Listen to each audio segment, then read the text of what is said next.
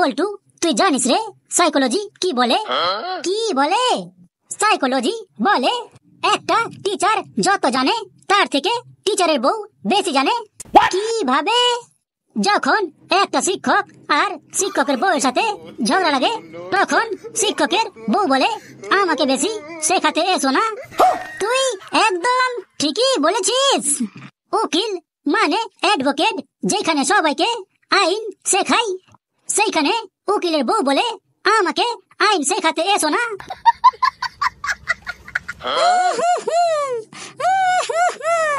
এই কালু, কি হলো রে তোর? হ্যাঁ কালু, কি হলো তোর? কান্না করছিস কেন? আর বলিস না ভাই, আমার ভবিষ্যৎ ভালো হবে বলে আমি একটা অ্যাস্ট্রোলজারের কাছে গিয়েছিলাম। আমি যেন ফিউচারে অনেক বড় হতে পারি, অনেক অনেক টাকা ইনকাম করতে পারি। তার জন্য ওই অ্যাস্ট্রোলজারটা আমাকে একটা সুতো দিয়েছিল আর বলেছিল ওই সুতোটা একটা গাছের মধ্যে বেঁধে দিতে। আরে বল বল, তারপর কি হলো? কিন্তু সকালে উঠে দেখছি ওই গাছটা নাকি পৌরসভার লোক এসে কেটে দিয়েছে।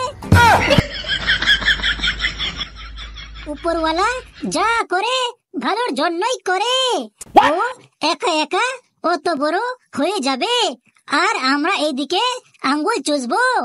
ভালোই হয়েছে পৌরসভার লোক গাছটা কেটে নিয়ে চলে গেছে। এই কালু, তুই একদম টেনশন করিস না, ওইগুলাতে বিশ্বাস করতে নেই, ওইগুলা কিছুই হয় না। अभी मजा आएगा ना भिड़ो। থ্যাংক ইউ ভাই, থ্যাংক ইউ আমাকে মোটিভেশন দেওয়ার জন্য। এই কালু, তুই খালি আমাকে এইটা বল যে ওই জ্যোতিষীটা থাকে কোথায়? ওই তো চন্দনপুরের 7 নম্বর সেক্টরে। এবার আমিও যাব ওই জ্যোতিষীর কাছে, তারপর আমিও আমার ভবিষ্যৎ উজ্জ্বল করে নিব। আমি জানতাম বল্টু ওখানে যাওয়ার জন্য উতাল পাতাল হবেই হবে। এই গেছু, তুই আবার কখন আসলি রে? তোর মনে নাই? তুই কি ভুলে গেলি সব? টোটো থেকে নামার সময় তুই তো পালিয়ে চলে এলি, আর টোটোওয়ালা আমাকে তোর বন্ধু ভেবে আমার কাছে ডবল টাকা নিয়ে নিল। আর গেছু, তখন আমার খুব জোরে টয়লেট চাপ ছিল রে। টোটো থেকে নামার 1 মিনিট আগেই তুই টয়লেট করলি। তোকে আর টাকা দিতে হবে না, আমি তোর বাড়িতে খবর দিয়ে দিচ্ছি। তুই বাড়িতে আবার কি বললি রে? এটাই যে কালু আমার কাছ থেকে 500 টাকা ধার নিয়েছে। আমাকে তো বাড়ি থেকে কালকেই 5000 টাকা দিল, আর আমি আবার ধার করলাম, মানে আমাকে তো এবার বাড়িতে গেলে কি যে অবস্থা করবে।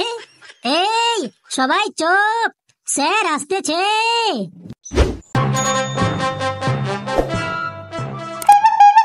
Good morning sir. Good morning sir. Good morning sir. Sir good morning sir. Good morning. আমার তরফ থেকেও good morning sir. Good morning sir. Hi Boltu, তুই দাঁড়াতে রে। বলুন স্যার। তোর ওটা গুড মর্নিং বলার কোন ধরন রে? Sorry sir. তুই আগে বলতো সরি মানে কি? মানে আমার ভুল হয়ে গেছে স্যার। সরি মানে আমার ভুল হয়ে গেছে, তাই না? এই বল্টু, সরি মানে হলো আমাকে ক্ষমা করে দিন। স্যার সরি মানে হলো আমাকে ক্ষমা করে দিন। তুই এসব মানে পাস কোত্থেকে রে? স্যার কালু বলল। না স্যার, আপনার দিপি দিয়ে বলছি, আমি বলিনি। চুপ। হাই কালু, তুই দাঁড়া। তুই বলতো রে ওজন স্তরে হোল মানে ফুটো হওয়ার কারণ কি? সরি স্যার, আমি কোনো ফুটো দেখতে যাইনি। কোথায় কে ফুটো করছে আর কে কি করছে ওটা আমার দেখার দায়িত্ব নয় স্যার। তবে স্যার এইটা সত্য যে আমি কোনো ফুটো করতে যাইনি। আমার তো স্যার মনে হয় খোকা না হলে বল্টু করেছে। ওদের কাছে স্যার সব সময় পিন থাকে, হয়তো ওরা ফুটো করে দিয়েছে। তুই আগে আমাকে বল, তুই বাড়িতে পড়াশোনা করিস না কি করিস রে? না স্যার, আমি কোনো হোল করিনি। কালু মিথ্যে বলছে। এ তো দেখছি আরো একটা মস্ত গাধা। হ্যাঁ আমি জানি তুই করিস নি।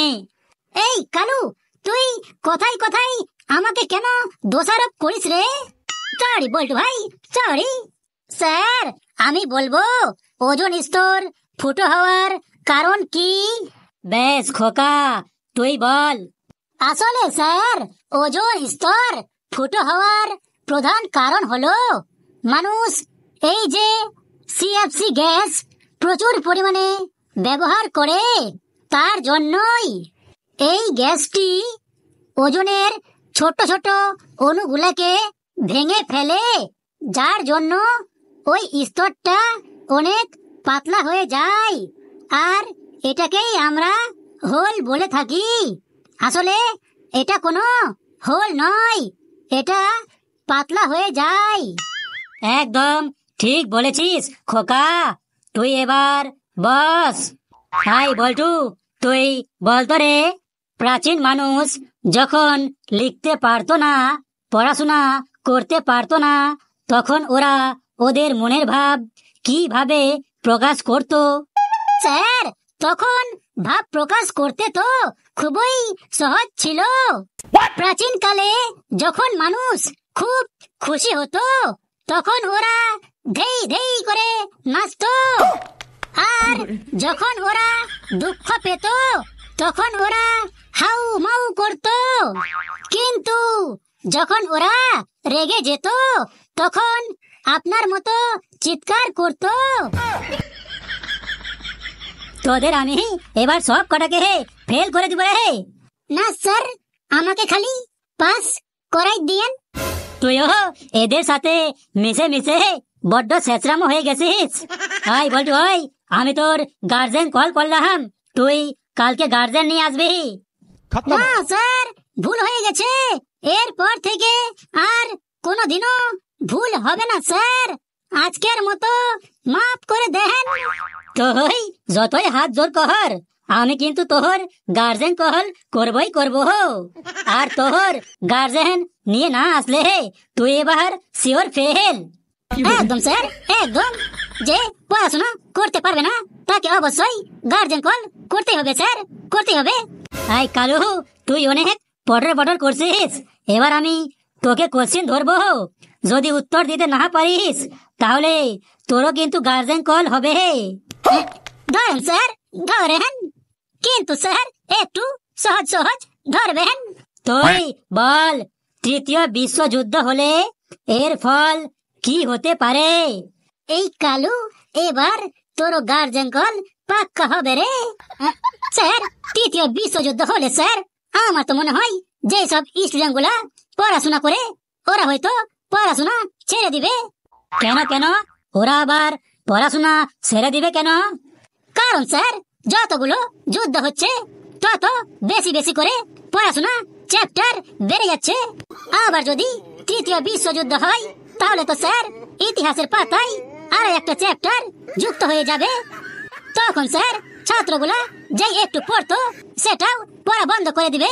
তার জন্যই স্যার, যদি তৃতীয় বিশ্বযুদ্ধ হয়, তাহলে তার ফলে ছাত্রদের পড়াশোনা মানে ছাত্রদের ভবিষ্যৎ অন্ধকার হয়ে যাবে। এইদিকে পুরো দুনিয়া অন্ধকার হয়ে যাবে, তোর ওইদিকে খেয়াল নাই। তোরও আমি গার্জেন কল করলাম, তুইও যদি কালকে গার্জেন নিয়ে না আসিস, তাহলে তোর পাস তো দূরের কথা, তোকে আমি পরীক্ষায় বসতে দেব না। হাই বল্টু, তুইও মন দিয়ে শোন, তুই এত দাঁত কেলাবি না, তোকেও কিন্তু আমি এক্সামে বসতে দেব না। তোরা খুব বড্ড বেড়ে গেছিস, ঠিকঠাক পড়াশোনা করবি না, আর এইখানে এসে শুধু ফাজলামি করবি। তোরা দুজন বেঞ্চের উপর দাঁড়িয়ে হাতগুলা উপরে কর। হাই ঘেসু, তুই দাঁড়া রে। কি ব্যাপার, তুই আজকে স্যুট বুট কোট পরে এসেছিস? স্যার, আজকে আমার একটা ইন্টারভিউ আছে, ওটা দিতে যাব, তার জন্যই একেবারে সব কাপড় পরে এসেছি। বলিস কি রে?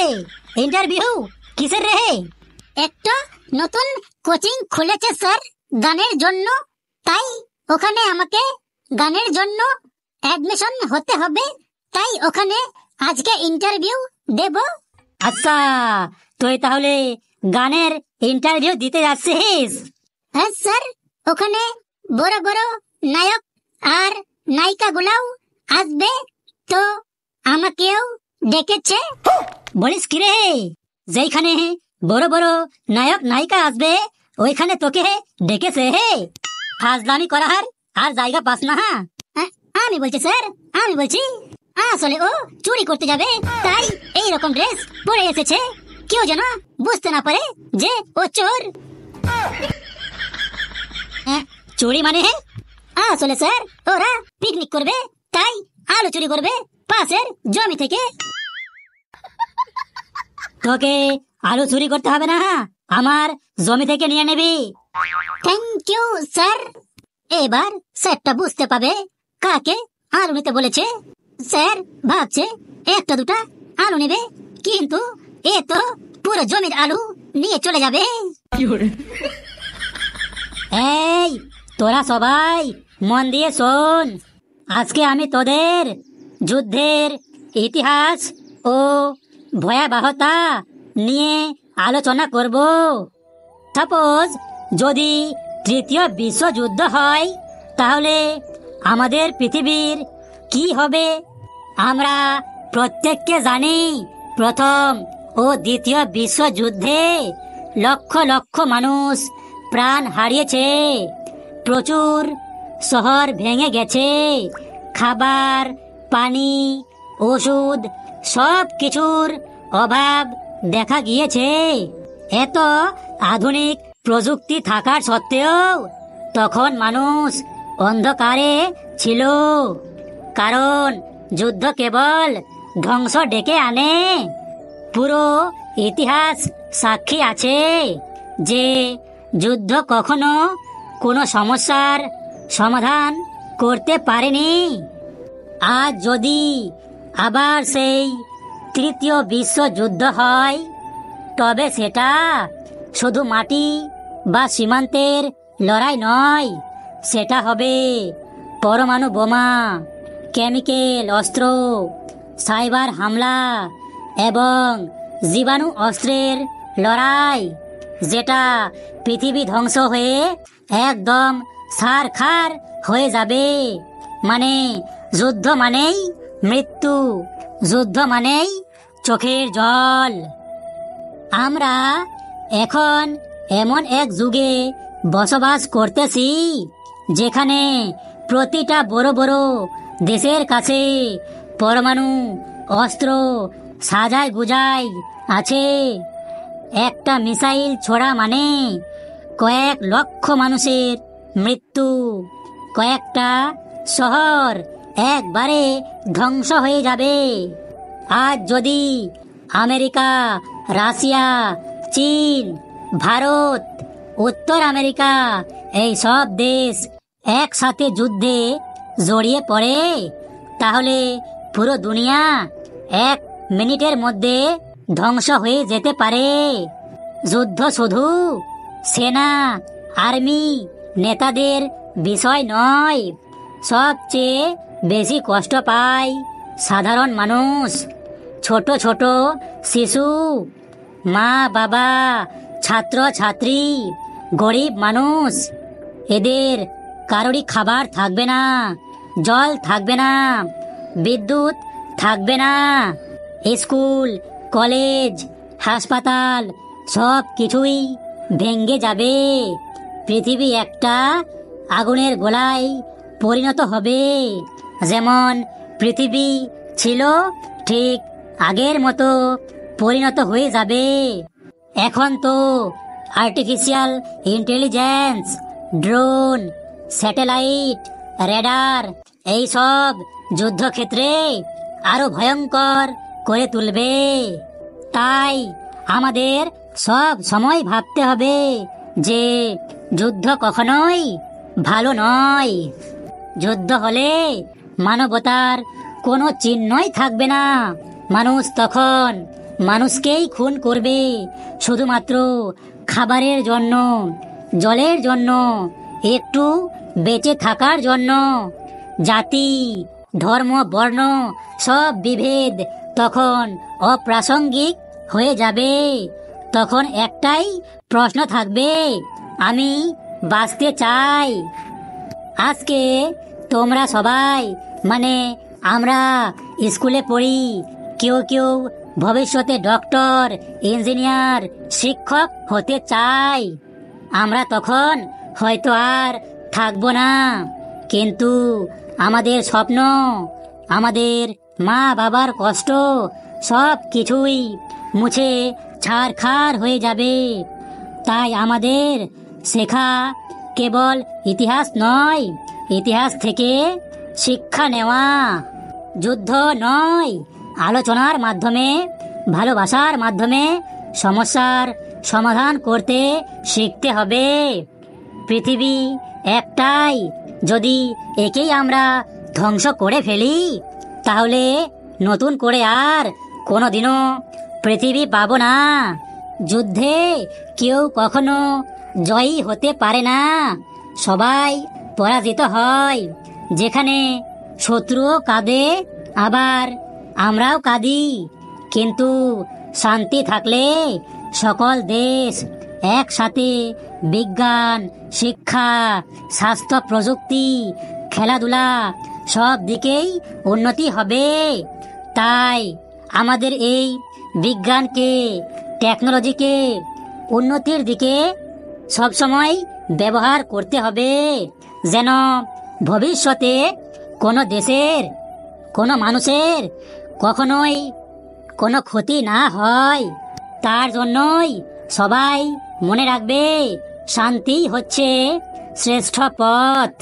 যদি দেশগুলোর নেতা, সাধারণ মানুষ